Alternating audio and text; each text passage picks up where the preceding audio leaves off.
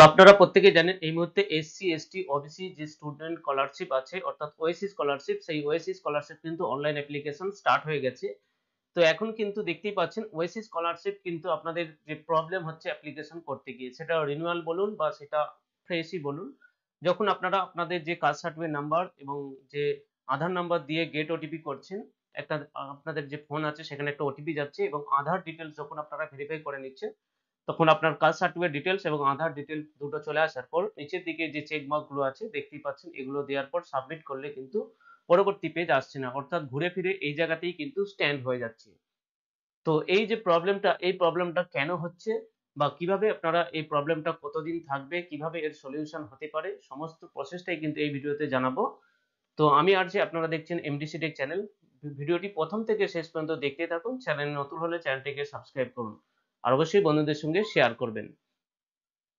তো দেখুন, আপনারা প্রত্যেকেই জানেন ওএসসি স্কলারশিপ এপ্লাই করতে গেলে যে ওএসসি স্কলারশিপ পোর্টাল আছে সেই পোর্টালেতে আসতে হয়। আসার পর এখানে রেজিস্ট্রেশন এবং রিনিউয়াল যাই করেন না কেন সেগুলো আপনি আপনার রিকোয়ারমেন্ট অনুযায়ী সেটা আপনি অ্যাপ্লিকেশন করবেন এবং রিকোয়ারমেন্ট অনুযায়ী অ্যাপ্লিকেশন করার পর যে প্রসেস আছে সেই প্রসেস আসার পর আপনাকে ফাইনালি কিন্তু এই পেজটাতে কিন্তু আসতে হবে।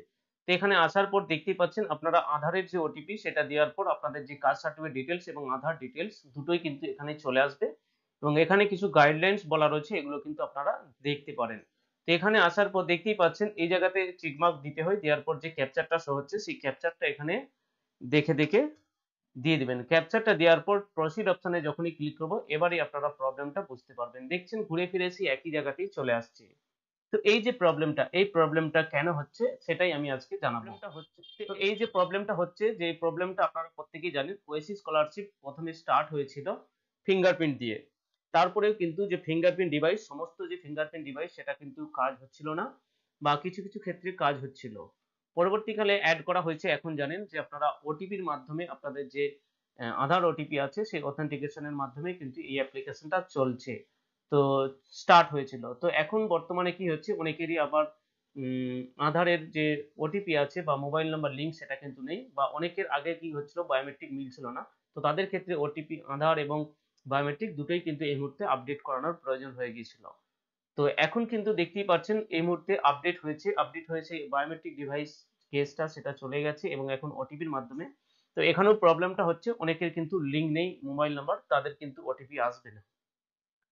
তো এই যে প্রবলেমটা, তো এটা দেখুন এই মুহূর্তে কিন্তু ওয়েসিস স্কলারশিপের যে পোর্টাল সেটা আপগ্রেডেশন প্রক্রিয়া চলছে বলেই হয়তো এই যে কাজটা এটা সম্পূর্ণ হচ্ছে না বা পরবর্তী পেজটা আসছে না।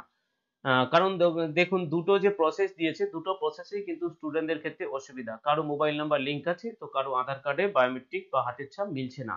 তো এই প্রবলেমটার যাতে কোনো কিছু একটা সলিউশন করা যায়, সেই কারণেই হয়তো এই ওয়েবসাইটে তাদের নেক্সট কিছু আপগ্রেড নিয়ে আসবে বা নিয়ে আসার পরিকল্পনা চলছে, যেই কারণেই হয়তো এখন এই পোর্টালটা কাজ চলছে না বা এইমাত্র সদ্য ওটিপির মাধ্যমে চালু হয়েছে, যার কারণেও হয়তো আপগ্রেডেশনটা পুরোপুরি কমপ্লিট হয় না বা কমপ্লিট প্রসেসটা প্রসেসিং এ আছে, যেই কারণে হয়তো কাজটা হচ্ছে না।